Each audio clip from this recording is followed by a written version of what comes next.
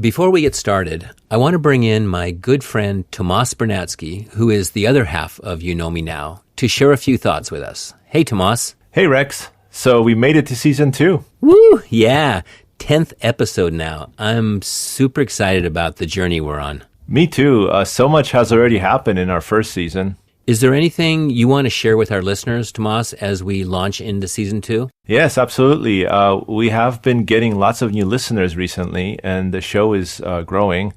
Not sure if our listeners know this, but each episode comes with a episode page on our website at youknowmenow.com, where they can see photos and sometimes videos that relate to the episodes we release.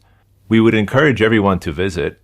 We also want to say thank you to the listeners who have rated and reviewed the show on Apple Podcasts. It really does help get the show recommended to new listeners. If you are enjoying the show, please share with your family and friends who might also like what we are trying to say. Lastly, we want to send a big thank you to Sally, Jason, Kathleen, Apu, and Faith, who have supported the show on Patreon. Thank you. It really helps offset the production costs. Okay, anything else, Tomas? No, let's dive right into season 2.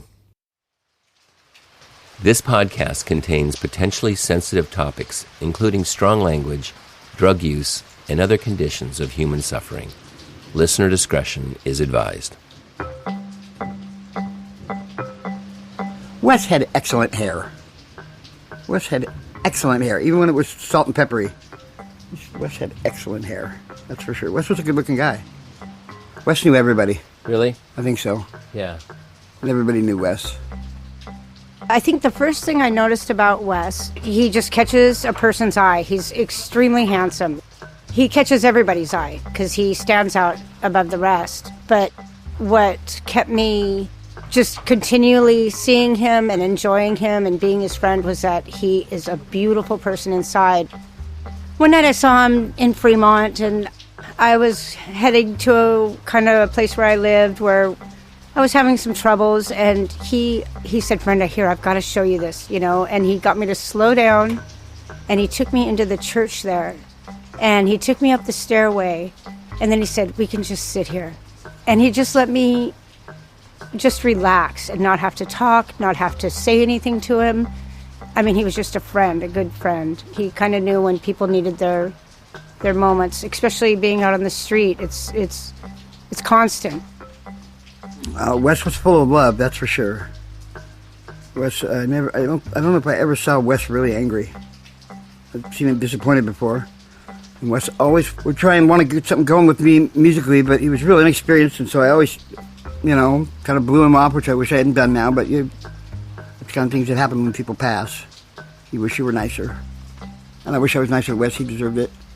I tolerated him more than I engaged him, and I shouldn't have been that way with him.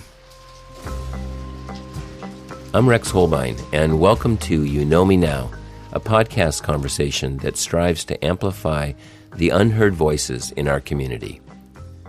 For the past 13 years, I have met and spent a great deal of time with thousands of folks living homeless. Through those conversations and friendships, I learned how destructive and baseless the dehumanizing effects of the negative stereotype are against ordinary people who are really just like you and me. In these episodes, I want to remind all of our listeners that the folks who share here do so with a great deal of vulnerability and courage. They share a common hope that by giving all of us a window into their world, they're opening an increased level of awareness, understanding, and connection within our own community. There were 310 homeless deaths in 2022 in the Seattle area, a 65% increase over the previous year. Fentanyl-related overdoses accounted for more than half of those deaths. 35 people died from natural causes, 10 died from hypothermia or exposure, and 7 died from suicide. The average age of death was 48. Those are all tragically horrible numbers. It's hard to get your head around them. to even know how to feel. When talking about homelessness, it is easy to get lost in the numbers, in part because the numbers are staggering, but also the numbers are what get reported on. We hear more about the numbers than the actual people the numbers are about. Now, most of us have not been homeless and have also not spent a great deal of time with someone that has experienced homelessness, meaning we do not have first-hand knowledge about homelessness. Therefore, we rely on second-hand knowledge. And for the most part, second-hand knowledge on homelessness is the negative stereotype. Furthermore, without first-hand knowledge, we have nothing to push back on or challenge the negative stereotype with. For this reason, we readily adopt it and, over time, believe the views are our own, forgetting that they were given to us. In this episode, we want to share about one person who lived chronically homeless in Seattle, just one of the 310 that passed away in 2022. His name is Wesley Charles Green. He was just 46 years old when he died.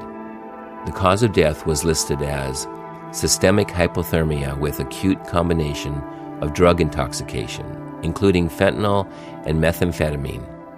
The night Wes died, the temperatures were in the 20s, and he was found without enough warm clothing. In that Wes is no longer here to share about himself, you'll be getting to know him through his friendships, defined by the feelings of those that were in his life and did get to know him. He talked a lot about his parents. I have for years wanted to meet these two people. He talks about him so loving his mother and his father and about how extremely intelligent they are. But I kind of gathered that because Wes, it's like he has a great knowledge of physics. I don't know if it's schooling or just what it is. He's studied on his own. I really don't know his history in that. But, you know, emotions, he's like the yin and yang of that too. Usually when somebody's analytically minded, they're not so emotionally in tune. And he was just like a whole package. He was balancing it all. Was. And he's just this amazing person that happened to be homeless. This is Brenda, who you heard at the top of the show. She has been in and out of homelessness herself for years. Brenda and Wes were good friends. There was a great deal of respect and care given in their friendship as each navigated their own struggles. I never saw him like hanging out. He was kind of a loner. But yet he knew everybody. And I'm finding that out now as well, because people that are in a group way over there, you know, he knows this eclectic group of people that you would never think knew each other, because he presents himself to people and he's unforgettable. Partly, you know, my experience is not only was he attractive, he also went out of his way to dress sharp. I loved it because it was kind of it's an office with a punk rock. You know, he'd have like the perfect socks and shoes and then some ripped up jeans, but perfectly ripped up. And then, you know, like a collar shirt, but it's wrinkled, you know, or something, you know, like he meant it to be that way, you know? Yeah. I mean... And usually a very nice jacket. Always a nice... Like a sports jacket or a long knee-length coat. Yep. Or something with big buttons or whatever. He was a shoe guy and a coat guy, and that's the best thing to be in Seattle, you know, layers. And he just... Yeah, God, he dressed so good. Yeah, and then with all that was this intellectual conversation that he seemed to always want to engage people with.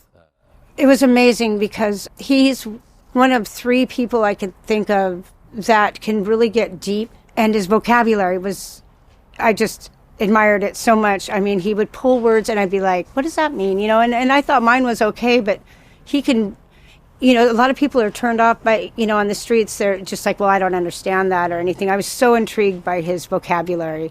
His parents I'm sure they had a huge part of that. And he was so eloquent. Eloquence is a really good word for Wes, I think.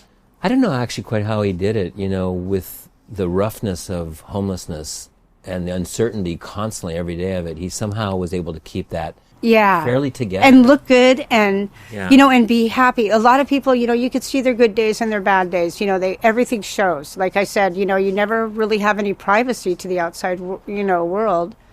But I don't care which spot I saw him in, but there he was, standing there, all dressed up and ready to go, and just doing his thing, and he was such a necessary part of my life. And he is going to be so missed. Prior to meeting Wes, I had seen Wes around my neighborhood in Magnolia for several years. And he was, he always popped up at different little convenience stores. Like he'd be sweeping in a parking lot somewhere. And I'd be like, what is going on with this guy? Like, he's kind of dressed nicely, but he's sweeping in the parking lot. I don't know. And so I just always, I always wondered about him. That was Mindy sharing about Wes. She lives in the Magnolia neighborhood in Seattle. Mindy befriended Wes about 6 months before his death. While his passing is still very emotional for her, she agreed to share about him and their friendship. One day in August, I was out walking my dog in the neighborhood, and I heard this kind of loud noise from the bushes. So I decided to cross the street, and I went over and I said, "Are you okay?" And then the voice says, "Yeah, I'm fine." And I said, "Are you sure? Because it doesn't really sound like you're okay." And then up pops this head of this, gorgeous man with these beautiful eyes. And he says, "Oh yeah, I'm fine. I'm Wesley." And I said, "Oh, hi, I'm Mindy." And I said, "Okay, well, just want to make sure you're okay." And so then, in Wesley style, he says, "Well, do you have a couple dollars you could loan me, And I said, "Well, I don't have it with me right now because I'm walking my dog, but he's like, "Well, why don't you meet me down at the, convenience store down there in like 10 minutes and all." And I don't know what it was, there's just something about him, just this like magical aura. I don't know. And I said, "Okay, I'll meet you there." And then I met him there, and I gave him the money, and I saw him a few more times after that, and then finally I said, "Wes, what do you need? How can I help? How can I support you?" And he said, "I could really use a $40 track phone. Do you think you could get me that?" And I said, "Yeah, I could, but one condition." And he said, "Okay." And I said, "You need to, connect with people, reconnect to your family, or reach out. I want to make sure that you're, connecting with people." "Oh, okay, yeah, sure. So got him the phone, and I kept asking him every time I'd see him, "Did you connect with your family? Who'd you connect with?"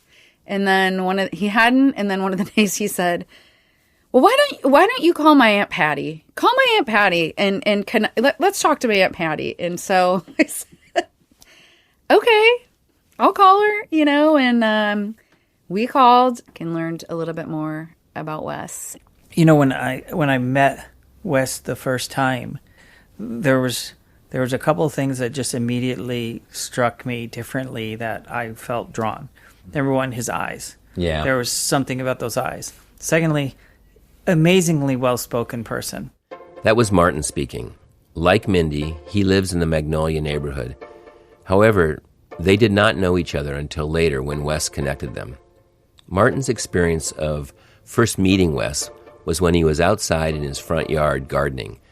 A simple question from Wes, who had walked up his driveway, sparked their beautiful friendship. I was doing yard work, and he asked me if he could help me do some work for some money. Because he asked in such a manner of like someone well-spoken and just had this sincerity about it, because I knew he was actually wanting to work, as opposed to just like, I will work for food, but I just want my food. And I think he was surprised, because I have a back injury, so I have to watch what kind of things I do, and so sometimes yard work can really be a little uncomfortable. So I was like, "Great, let's get you busy." And he said, "Can I get a little money up front?" And I kind of knew what that was for, because being an alcoholic like myself.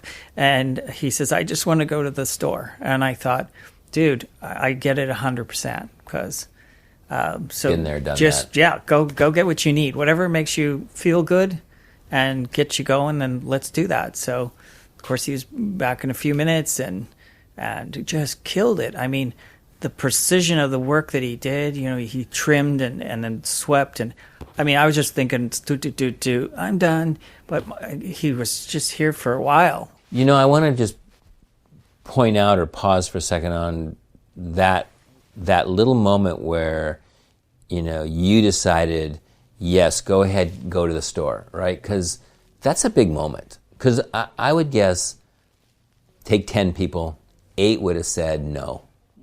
You know, would have said, hey, man, I'm not going to do that.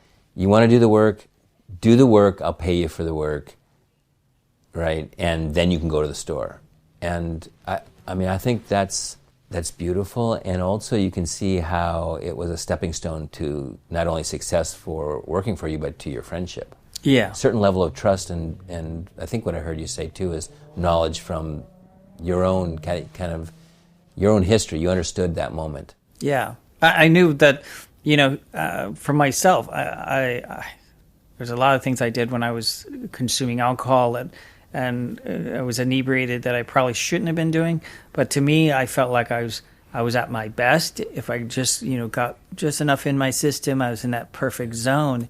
And so I completely understood where he needs to be comfortable and he needs to be in that space. And so I'm like, dude, how about it? Make it happen. Let's go. You know, I'm not going to get upset because you're going to drink and then do work for me. It's not that kind of thing. I just completely empathize with the discomfort that he could feel physically if he's not consuming when he needs to consume. Mindy and Martin's ability to create a meaningful relationship with Wes is an example of what a healthy community could look like. When thinking of homelessness, perhaps it's best if we no longer think of it as a homelessness crisis, but rather a community crisis. When we say homelessness crisis, we talk about those people over there, asking them how they can change to resolve the issue of homelessness. When we talk about a community crisis, we have to include ourselves because we're all part of the community. We also have to ask ourselves the same questions. How can we change to help resolve the issue of homelessness? I'm curious to know how Mindy and Martin were able to make this connection with Wes. Was it their first experience doing this?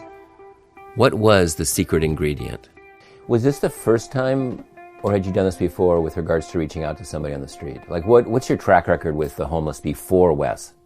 You know, this is really the first time I ever really invested in someone that was unhoused. I mean, my office is downtown on 3rd Avenue between Pike and Pine, so you can imagine that I've been exposed to a lot of... they call that the Blade. Yes. And, you know, there have been people that I've met and, you know, like a mother with kids, I'll give some money, try to maybe help find, like, call somewhere for them, but that was about it. Like, there was never anything this extensive and just like a really strong bond connecting with someone like Wes.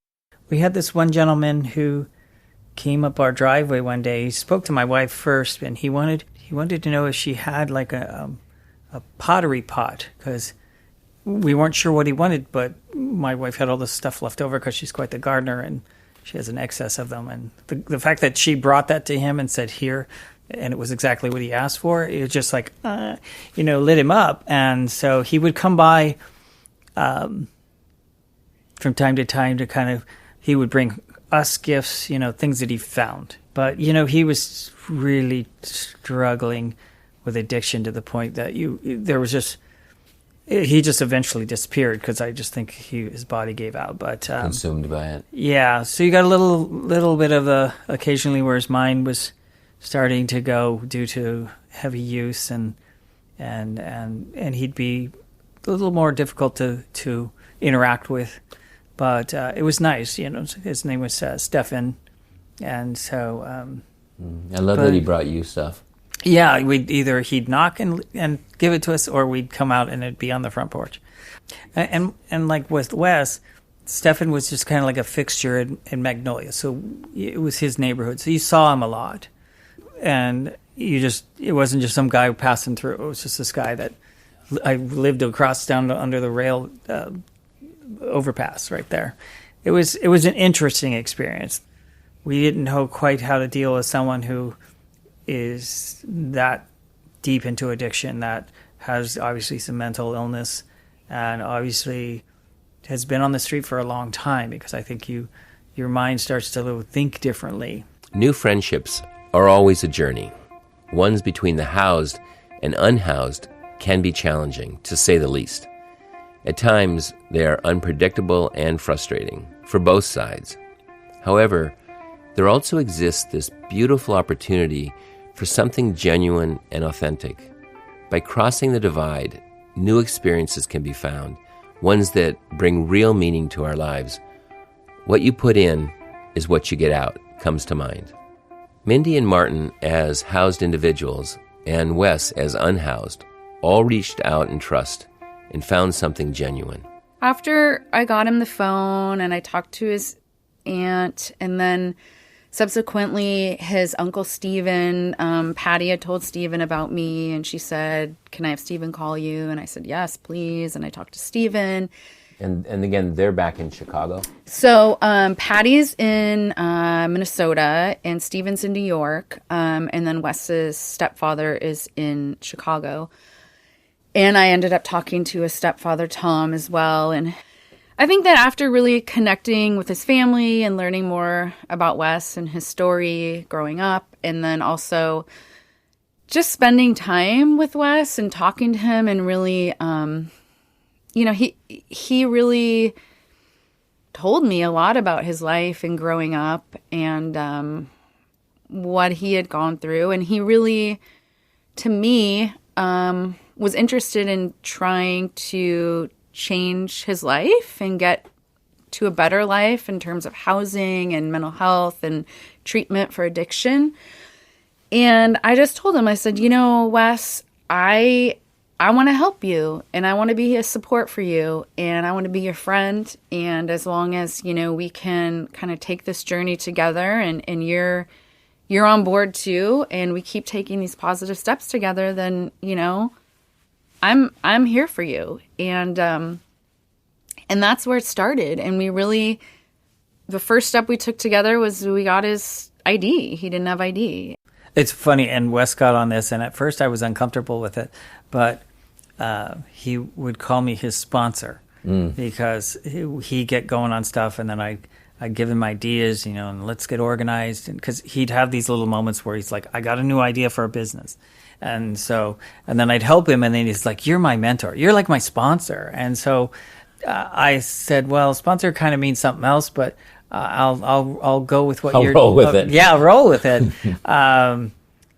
One thing I'll say, being in recovery, we're supposed to reach out for the suffering alcoholic and all that, but I immediately realized with my own experience, if there were certain points in my drinking history where if you were to approach me and say, you really need to get sober, I'm not like, that sounds like a good idea or something. Mine would be to push back with fury, meaning I would drink more. I'm going to show you. So I offered to Wes, I said, if you ever want to talk or you want to do this, reach out to me, but I'm not going to push this on you. You push an agenda on someone, and we as AA, we're all about acceptance, and I think sometimes we have to accept the idea that the person's going to come to us eventually. We just need to give them their own time. He just wasn't to that place because you think, well, he's living on the street because his life has become unmanageable. What took me a while to understand, and finally, at one point, he had a little conversation when we were having coffee one day in a shop, and he kind of explained his whole wanting to be on the streets, his view of the world. And with that talk of this is the way I see it, as opposed to I choose to do this and I want this. He just kind of expanded my mind all of a sudden. I was like, and now I totally get it. He was just a free spirit, and he's comfortable and happy with what the exchange is, what he has to give up, and some of the discomfort he has to live with, cold and hot and sleeping on concrete and this, because all the benefits, all the things he wants supersede that. And so I wonder if there was a condition where he would have been able to hold on to all his wants and still be inside. And the reason I ask that is, I've met truly at this point thousands of people that are homeless, and nobody ever chooses or wants homelessness because homelessness equals suffering. Yeah. But I wonder, but things get trumped, like you just said, well, I have authority issues, or I have anxiety, or it's more important for me to take care of these things than to actually be inside where I can't actually address those things. And I wonder if Wes was able to visualize a world where he could be inside and still have those needs of his met. I wonder if the Venn diagram ever overlapped where some place existed, or if it just wasn't conceivable in his mind. I don't know if you had any conversations like that with him. No, but I somehow felt like being outside, he felt like it was his way of being in control. And my wife and I, and she's a big advocate for the West, we would have these discussions from time to time where she says, well, you think if we had him come in and he could sleep down in the room in the downstairs? And I said, well, I'm going to tell you this, that Wes has created a routine now. So he gets up at 3 a.m. because that's when his mind wakes up. That's when he's journaling and he's texting you. Gears are moving. Yeah, he's texting you or emailing you at 2 a.m. or 3. And so I know he's up and moving. I'm not sure you want to have someone walking around our house at 3 a.m. because it's not like he had bad boundaries. He just wouldn't always think, well, maybe I shouldn't go upstairs where they are while they're sleeping, So, and that might have sounded a little mean, but I just knew that... No, there's a practicality to that, too. We were trying to figure out how we could plug him into a more comfortable situation. One of the difficulties getting close to someone outside is that you begin to care for them. Caring changes everything. It's hard to not go into the fix-it mode. And when at night, when you put your head on your pillow and the rain is pouring down, it's hard to not have your heart hurt. I asked Mindy about this, how she navigated the difference between her living condition and Wes's. He would just text me or call me, and he'd be, I'm at Fisherman's Terminal, or I'm at the PCC in Fremont in the garage. So I would go get him, and he would pack his stuff into my back of my car, and we would just drive to appointments, or I would take him on errands with me a lot because I wanted, I was like, he wants to just be in the car and be warm or just talk, or, he would even sleep in my car sometimes when I would go, I went to University Village one day, I had to do a bunch of things, and he slept in the car in the garage. Yeah, and you met him in August, which means you were the first month or two, end of summer, but you were heading into winter. Exactly. Yeah. And that was one thing that I always told him, like, hey, we're working on housing and we really need to, focus on this because the weather's turning. It's going to change, Yeah. You makes you tear up because you know that he slept in concrete garages and places that were pretty cold. Yeah. Yeah. And I always, I felt, sorry. It's I okay. felt, I always felt so guilty when I would spend the day with him, and we would, I'd take him to the doctor, or we'd have lunch at Burger Master, or, we were always going places to get lunch or food or dinner and going to appointments, and we'd have a great day, and then, I'd drop him off in a garage, and I would go home. And it just felt really bad. Yep. I'll share an insight that, over the years, getting to meet a lot of people that are homeless, and that is that it's really a proximity problem, right? Like if you're at a fine dining place with your sweetheart, and you're enjoying this incredible meal, right? And at the very same time, somebody's under a bridge somewhere, in this city, a lot of bridges, a lot of people, and they're suffering. You can still enjoy your meal because they're not close by. But if you took one of those folks, maybe they had an ulcerated leg and it was bleeding, and you put them right at your foot of your table, you couldn't enjoy your meal because you would see this person suffering. And I think, that's what you've done by reaching out to Wes, is you've closed the gap, right? Like you brought yourself close, and now you're emotionally part of his journey, right? Yeah. Somehow I think we all have to come closer so that we can know how to act and know how to feel, appropriately. Wes, he made my life richer, and he brought a lot of joy to me. And, we would have fun. We would be in the car, and he would play all this different kinds of music for me. And he would change all my stations, do all the presets, all his stations that he liked. And we would dance to like Michael Jackson PYT, and he would, play songs that he told me his mother loved and they would listen to. He would ask me, Mindy, can you buy me a basketball when we're at Fred Meyer looking for shoes? And I was like, Wes, how are you going to carry this thing around? Like it's not going to fit in your bag. Come on, please, just, and I said, okay. I said, well, I'll buy it for you. Then you show me some moves. You're bragging about it all the time. Let's go to the park. Show me some moves. And so we went to the park in Ballard, and he was a very talented athlete, and he still had some moves. He was doing it. Like I said, I take him on errands all the time, and I was getting ready for this Seattle Animal Shelter auction that I was on the committee for. So I was one day picking up all the different auction items and stuff, and he came with me, and he was super excited, and he helped me. And I mean, it was probably like 4 hours we spent that day picking things up.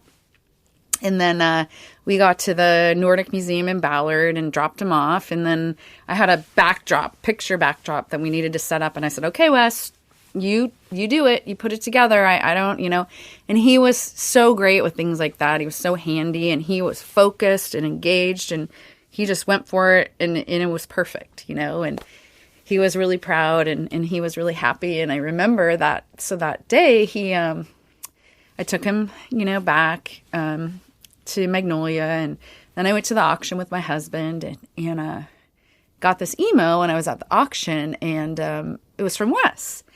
And, he said, oh, gosh, Mindy, this was, it was such a great day. Thanks for bringing me with you. And he said, I have more to offer, Thanks so much, my friend. And I was sitting at the auction, at the table with all these people, and I was reading this email, and it just really like got to my heart, because I was like, this person is, really, really, he's a person, he's a real person, and he is doing these things with me, and I know he's trying, and it's just so hard, there was just so many things that, he was struggling with. I really liked coming home to him being at the house, because I always told him, you can sleep here, and if you want, because he liked to sleep in front of my truck by the garage.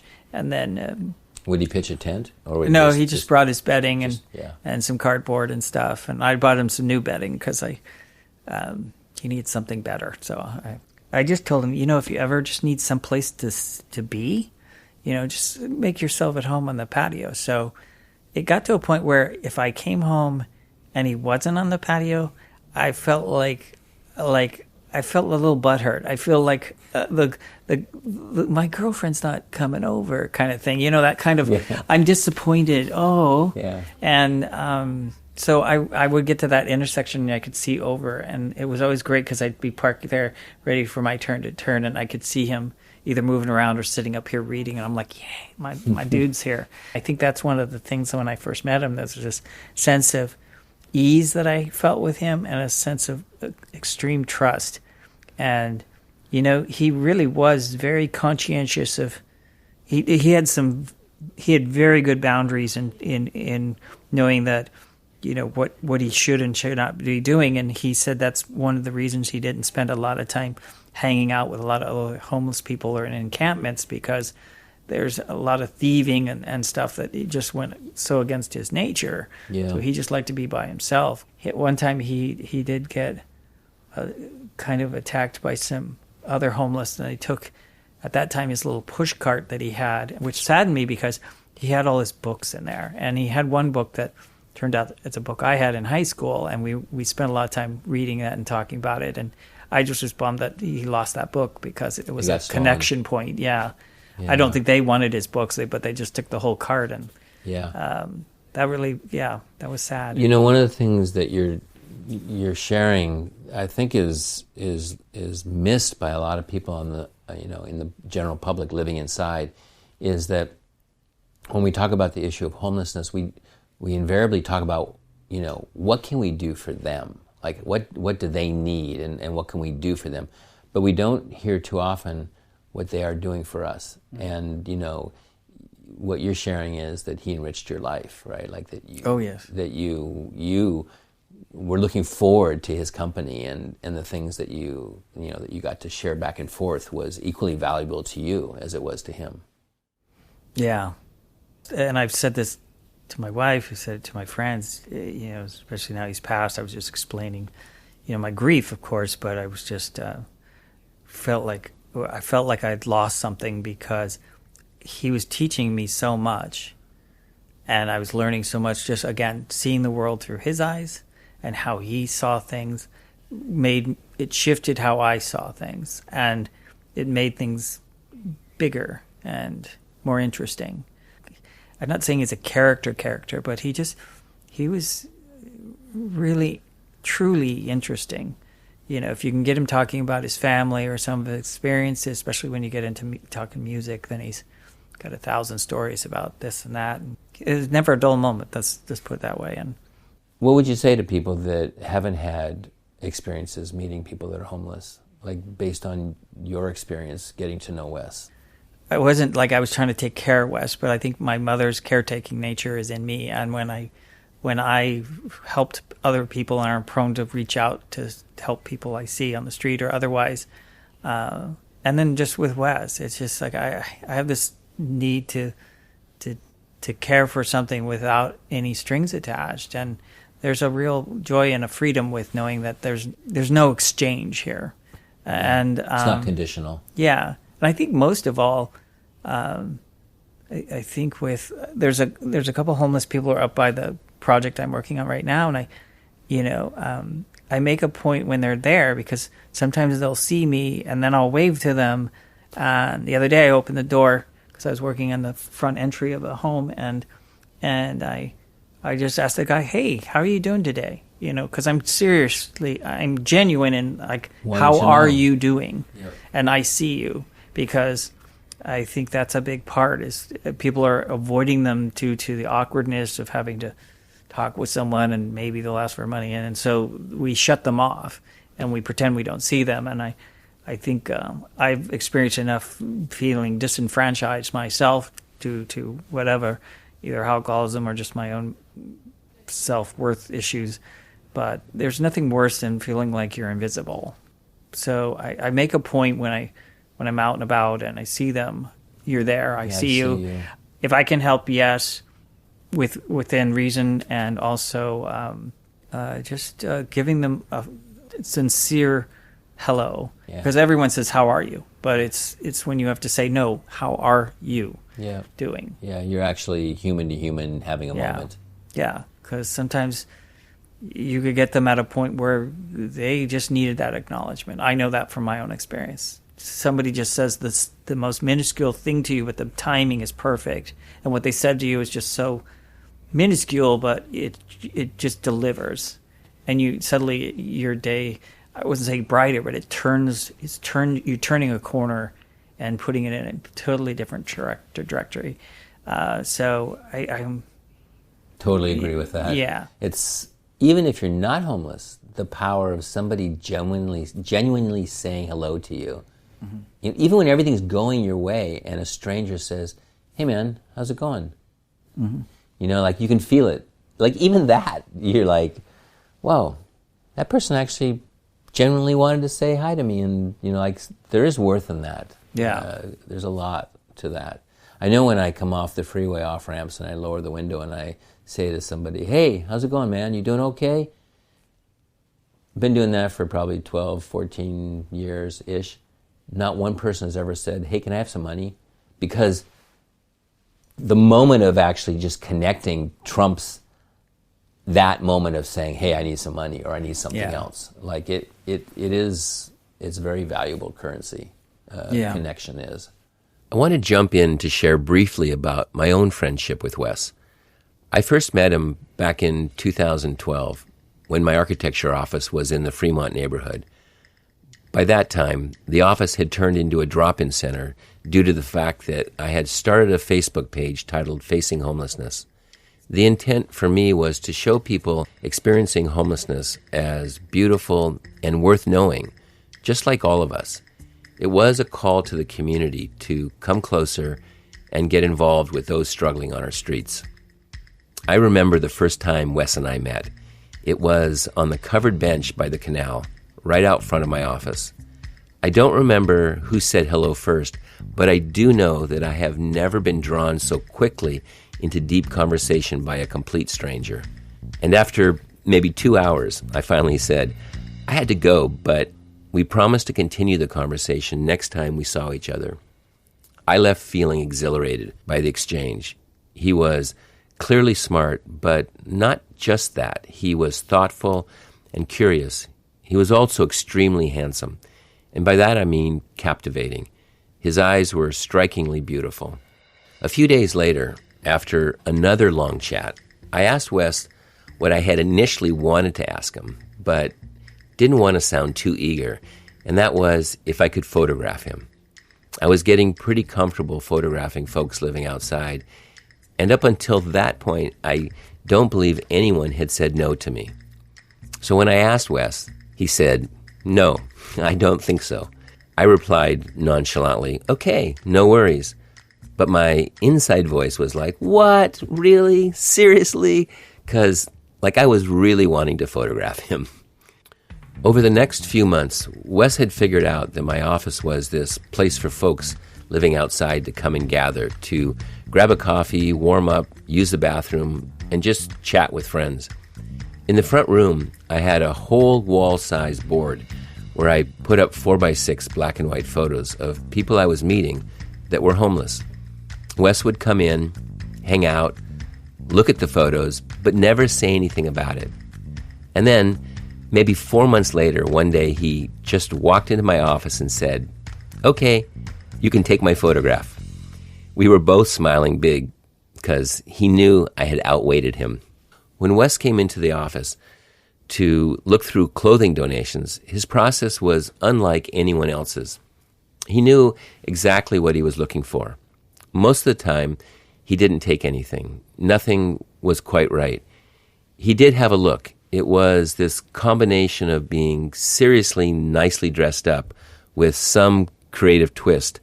Like the combinations shouldn't go together, but with him they did. I also remember often when Wes would see me outside, he would yell out to me from a ways off, telling me to wait. As he rushed up, he would be pulling a book out of his bag and saying, oh my God, have you read this book? Usually I would have to say no, which was an entry point for him to dive in, telling me something wonderful that he was learning. I miss those moments. For me, it captures the charm and depth of who Wes was.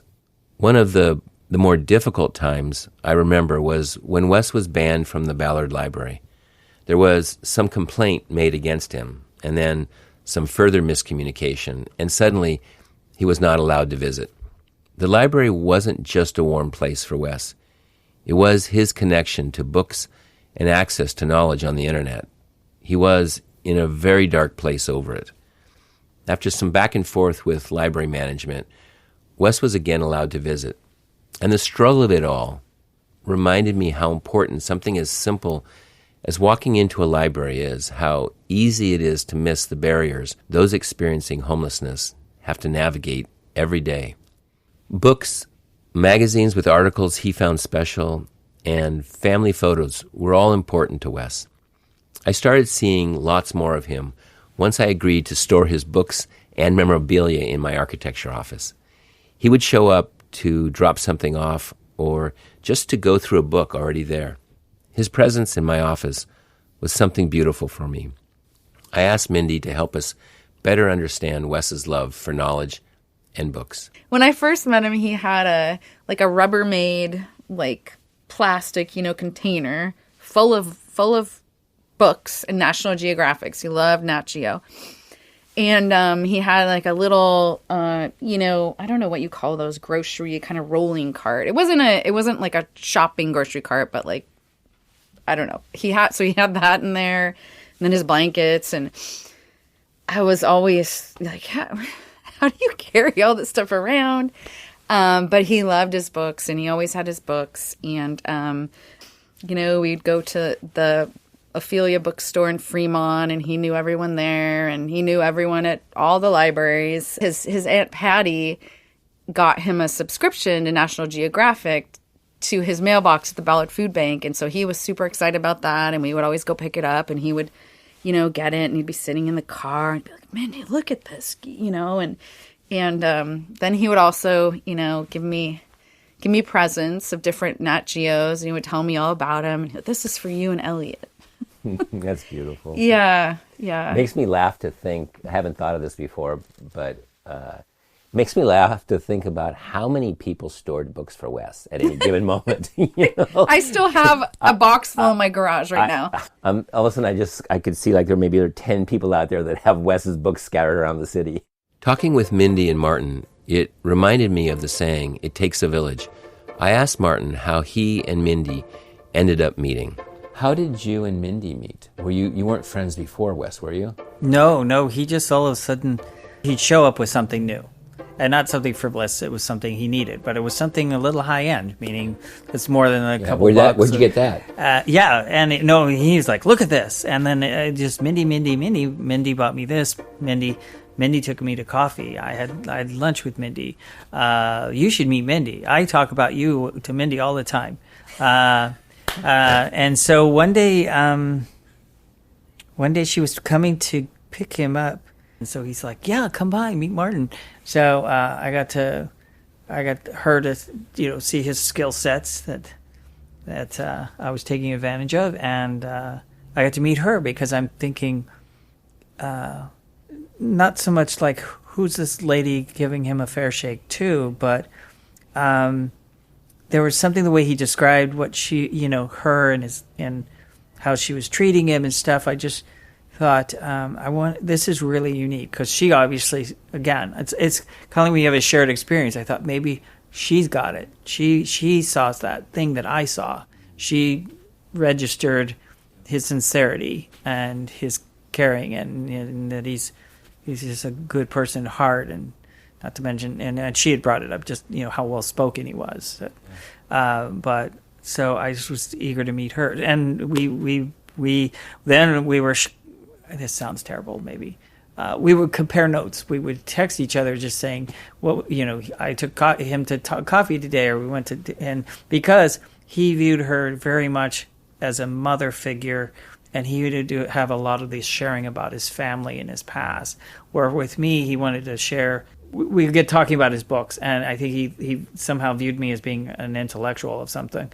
So his was all about information that he would offer me, So she was more the emotional, and you were more the intellectual. Yes, yeah. So you guys were feeding both of them, yes. Both sides of him. So we would text each other.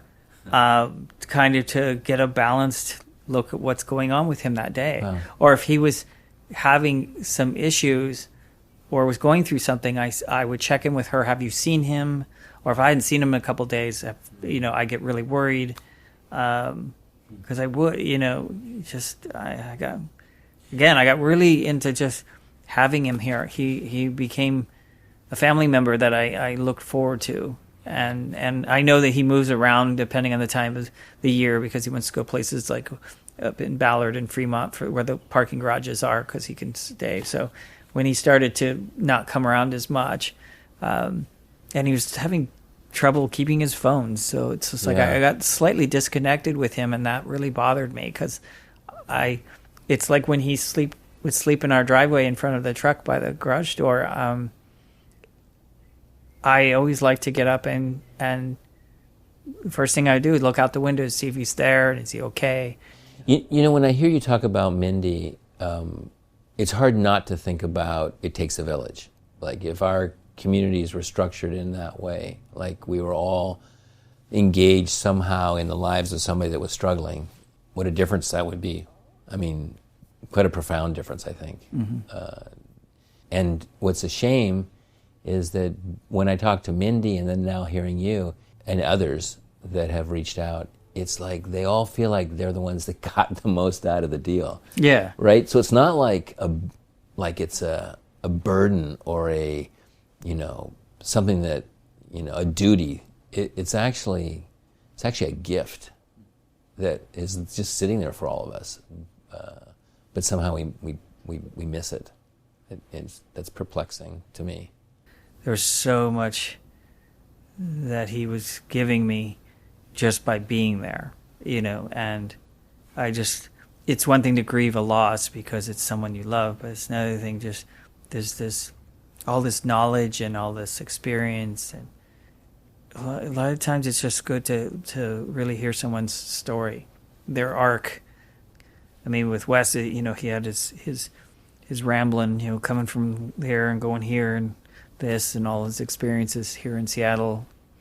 And it's just really life affirming because of he seemed to all regard it as just this great adventure. To him, it was a very positive experience that what he was going through, which is great. And I think that's where I had to learn. I kept thinking I got to alter his situation. I've got to alter his thinking because I need to plug him into my existence. And I think at one point I just had this epiphany just to strip that away and just accept him, view the world through how he was moving through it. Yeah. And it brought me a lot of joy because I then started to experience all the wonderful things that he gets out of a day. Yeah. Yeah. He did struggle. I mean, I know the disconnect from family caused a lot of pain for him, and I think relationships in general were very important to him, and the ones that weren't working, I think, pained him. Yes. I don't know if you experienced or have knowledge of that as well. I knew when, say, he'd make a bad decision or something, or do something, and Mindy wasn't altogether happy with him. He'd come to me. He was so worried that it meant the end of something. I had to console him that she's angry and she has the right to be, but she hasn't stopped loving you, and she just needs to express that. I asked Mindy how knowing Wes changed her life. We're all just human. We're all just people doing the best we can. And no one's, life is ever just a straight line. And I think Wes really taught me that, or how to see people, right? And people who are unhoused and on the street. And instead of, just walking by or thinking, they're not there, is just really making me want to see them and connect with them as people. And I think for me, he just really kind of opened my eyes to being able to see people, if that makes sense, Yeah. And I would always tell him, I see you, I see you, Wes. Like, I see the real Wes. And he knew that, and he would respond to that. And even in emails, he'd say, the real Wes. He's like, I have more to offer, the real Wes. It's a powerful line. I have more to offer. Yeah. It speaks into the fact that most people that are homeless feel invisible and are seen as being kind of empty or worthless. And I think that's got to be a strong frustration and emotion in people that are outside. They're not being seen for who they are, and what they're good at is not being used or even seen. Right. Yeah. I think that before I met Wes, I had a much more I don't know what to call it, maybe negative view of people who are unhoused or all the issues that are happening in our city. And, just, I wasn't connected to it this closely, and it really changed the way that I think about all of the issues going on in our city and unhoused people and addiction and mental health. And so when I encounter housed people that, feel like they have the answer, or why, this is a choice, or why are these people, it upsets me, because I don't know why anyone would choose to be homeless, and I don't think they do. And I think that Wes really showed me that it's just so complex, There's no easy answer, and I'm a college graduate. I have a job. I'm a functioning, person in society. And let me tell you, it was really hard to find services in terms of housing for him and treatment. And it's just, nothing's connected. It's hard. And so if I can't even do it, I'm like, how is someone, who doesn't have the advantages I have had in my life, how are they supposed to do it, It's impossible. Honestly. I've been on phones before. This is a many time occurrence, especially when I first started doing this, where I would be talking to somebody on the phone, and after 45 minutes, out of a certain level of frustration, I would just say, look, I run an architectural practice. I have my architecture degree. I'm functioning in society. I'm like really present with you right now. I don't know what you're telling me. I can't figure out. I'm standing here with Sam, mm-hmm. and I've explained this all to you, and I can't understand what you're saying the next best step for this person is. I can't. That, I thought, if I can't do that, and I had a good night's sleep, my belly's full of food, right, and I'm clear-minded, and I'm not medicating, and I can't navigate it, there's a problem. Yeah, something's really wrong, and it doesn't make sense why it's so hard and why things just aren't connected. What would you say to someone who's nervous about reaching out to somebody on the street? Gosh, I would say just say hello, just ask some questions, just get to know someone. You don't have to invite them over to your home when you first talk to them. You don't have to, give them a ride anywhere in your car. Just take that first step, and I think you'll be really surprised at the response. I think that a lot of times, too, when I have actually, engaged someone who's unhoused, they're shocked. You know what I mean? They look at you and they're like, you're talking to me? You talking to me?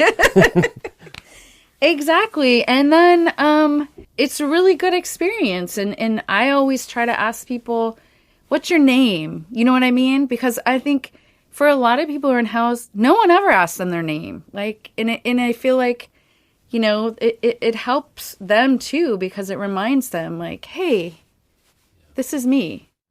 And I'm really here. And I'm here. Yeah. Yeah. So who was Wes Green? We know through his friends and his community that he loved books and knowledge.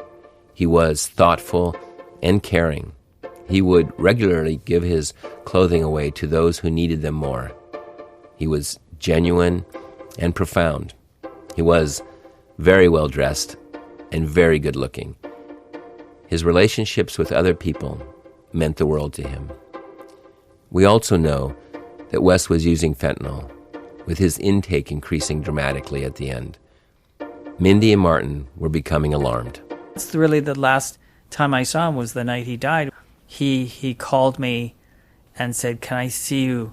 I said, "Sure, come by." And he says, "No, I need to see you right now." So I'm like, "Dude, just tell me where, I'll be there." He was really despondent because him and Mindy had an argument about him and taking fentanyl and being irresponsible. And I just kept reassuring him that, it's okay. Our anger is an expression of our fear and our concern. We don't know how to process it. And I told him, I said, I myself have lost too many people to addiction. I said, I can't lose you. I can't lose you. I just want him to know that just because we're unhappy with something doesn't mean we don't love him. And he seems to he would get really fixated on this kind of like, this is the end. And I'm like, dude, no, this is what goes on. This is what happens with people. And there's just this weird vibe I was getting, at the time. And he wasn't feeling well because he had done fentanyl the day before, and that really made him sick. And so I knew that the frequency by which he was taking it was increasing.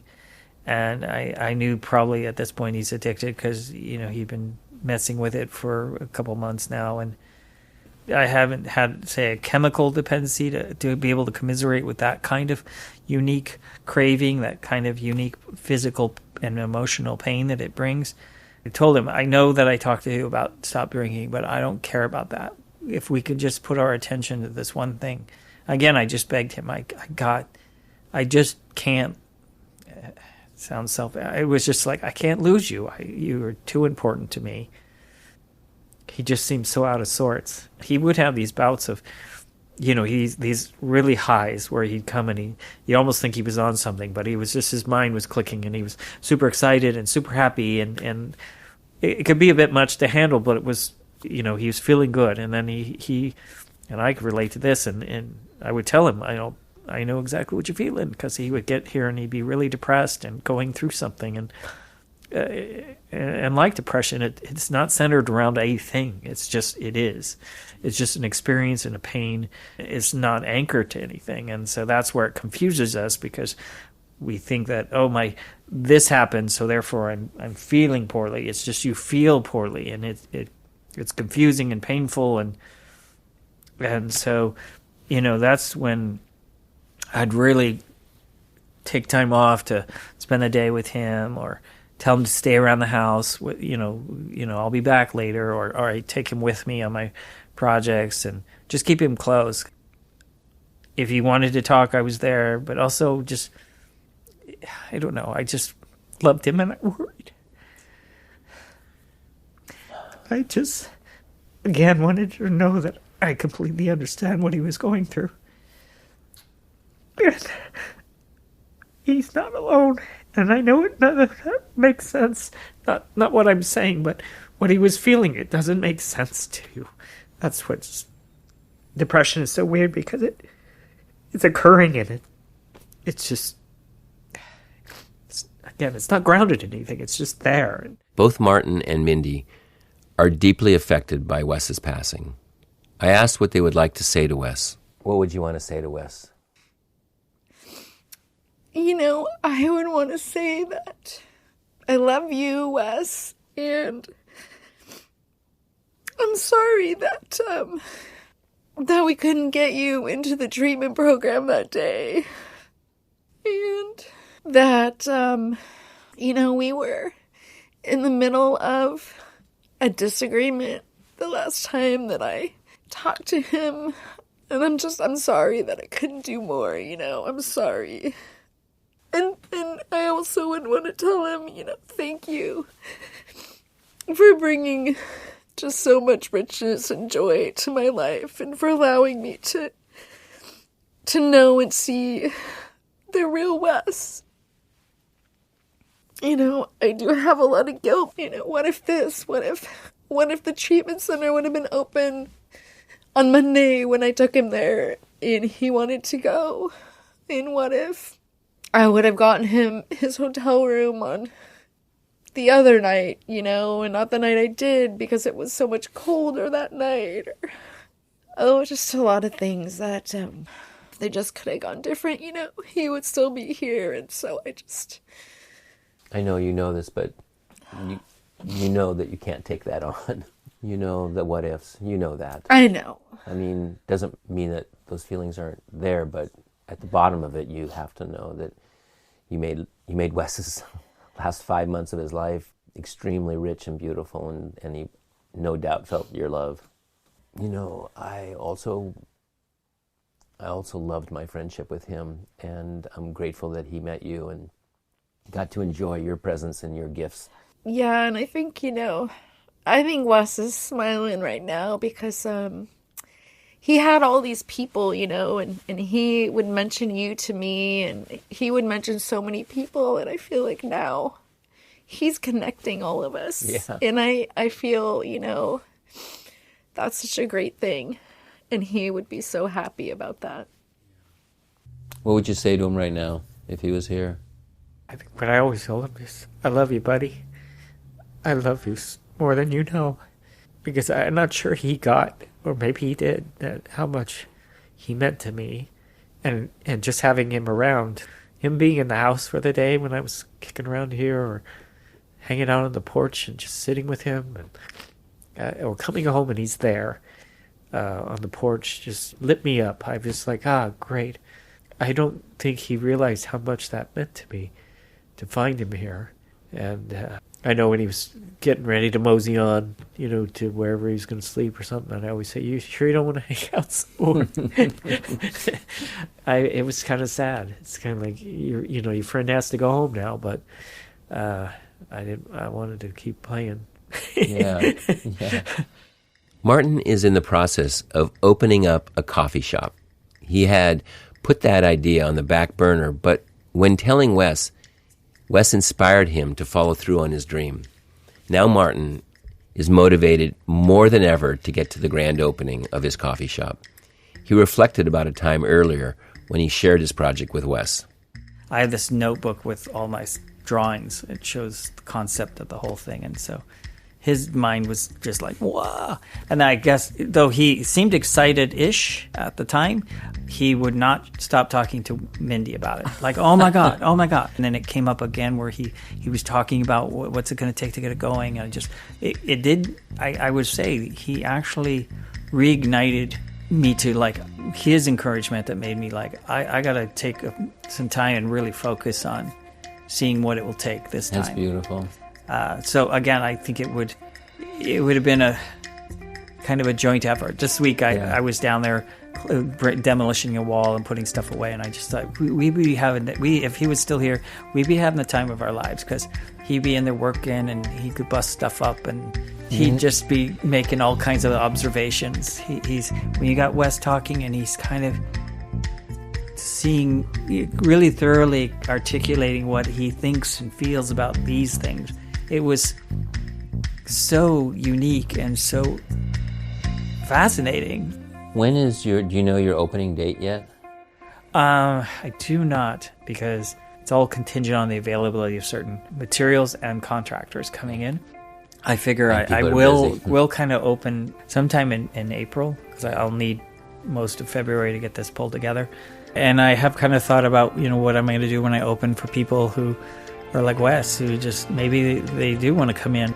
Maybe they want something, but they don't have the means, but at least they get something. I just thought I'd always be offering them a cup of coffee or a water, and my mind just keeps getting stuck on one point, and it's just that I so wanted to just have Wes's table for that, he'd always have a place to come and sit and be for all day, and just because sometimes that's all he wanted, to be someplace and quiet and spend time with his books.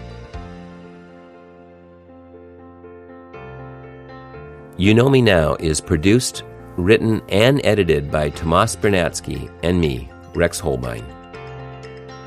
We would like to thank Dizzy, Martin, Mindy, and Brenda for taking the time to speak with us.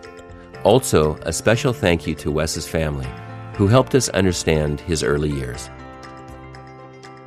There will be a memorial for Wes at the Fremont Library on April 22nd from 1 to 3 p.m. It is open to the public, and we hope you'll join us. You Know Me Now has a Facebook and Instagram page where you can join in on the conversation. We also have a website at www.youknowmenow.com, where you can see photos of Wes as well as read other stories of folks we feel you should know. Thanks as always for listening.